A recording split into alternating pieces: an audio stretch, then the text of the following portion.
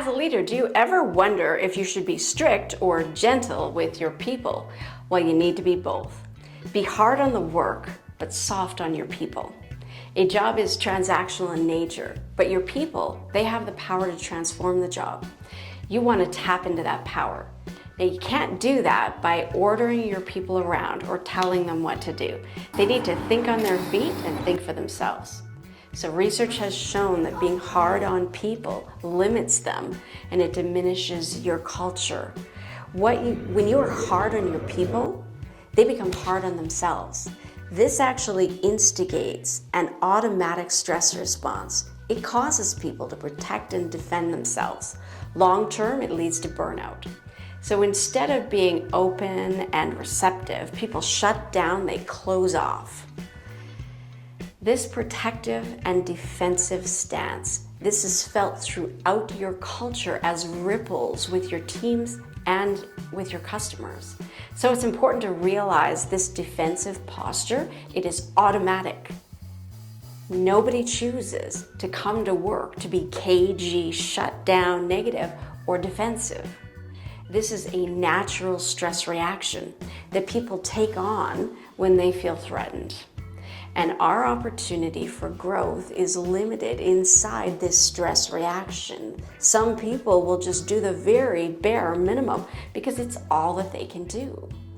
So to be clear, being hard on people, it limits them because it fuels their ancient stress reaction, which causes them to routinely protect and defend themselves. So how do we lead people so that they don't feel threatened or anxious? You can be strict and firm on the rules and on the job, but gentle on your people. People need compassion because they are the ones that bring the job to life. So let's have a really quick, broad look at what work is. We set up jobs so that we can reach goals, but there is so much in a job that is uncontrollable. So remember, goals are targets. At their core, they're made up. They take past progress and they predict future outcomes. But what every goal is missing is the reality of the now. What happens in the moment of day-to-day work, a lot of it is uncontrollable.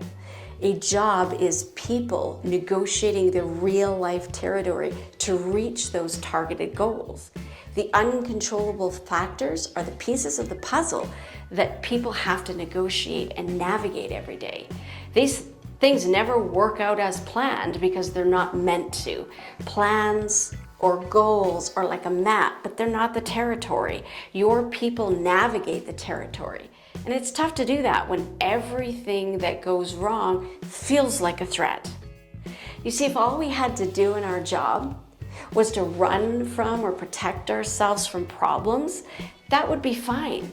But our jobs are much more complicated. They're much more thoughtful and strategic. They require higher level thinking. So to turn on the learning center in your brain, we need to have more compassion for our people who are navigating the uncertainty. They cannot control the uncontrollable, but they can navigate through it.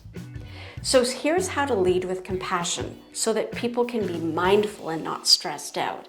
Number one, validate the uncontrollable factors in your work. Bring them to the surface, recognize them so that people see that, oh, it's not actually a threat. This is just part of the job. Some of the uncontrollable factors about your work.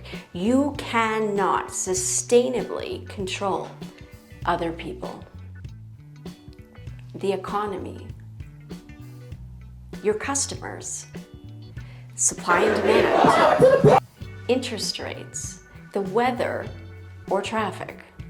These are just a few uncontrollable things in your day-to-day work, but there's more. Some of these you have an element of control over, but it ultimately would take a lot of pre-planning, and really the moment-to-moment things is what people need to be empowered to navigate and negotiate those in the unknown. So make sure that employees have decision-making power and help them see the unknown factors are not a threat. Don't shy away from uncertainty or the unknown because it's actually the job. And number 2, recognize when things go wrong, it's an opportunity, not a threat. Focus on solutions, not on problems. The more that we feel uncomfortable in uncertainty, it's easier for people to embrace it. It's part of the job. Use logic and strategies. Be hard on the job, but not on the people that are doing it. Ultimately, people can't navigate change if they see it as a threat. They will protect themselves and limit and defend their work. In this mindset, people can't see solutions. You see, if unchecked, problems grow. That's all we're focusing on, and that's why they grow. You have to see beyond the boundaries of the problem. The cliche saying is, as one door closes, one door opens. Remember, what's uncertain for you, it's also uncertain for your competitors. Anyone who finds the solution, they will win. Ultimately, as a culture, you need your people to be part of the solution and not the problem. This boils down to one thing. Under pressure, people find the reality of the now intolerable.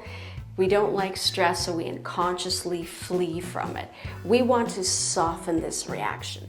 We want to nurture a culture that helps people be okay when things aren't okay.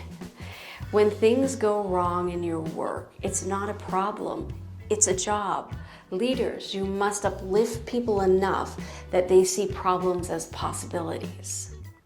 Steadily deal with the day-to-day problems without getting frustrated by them, not by ignoring them, but by rising above the collective mindsets that hold us back.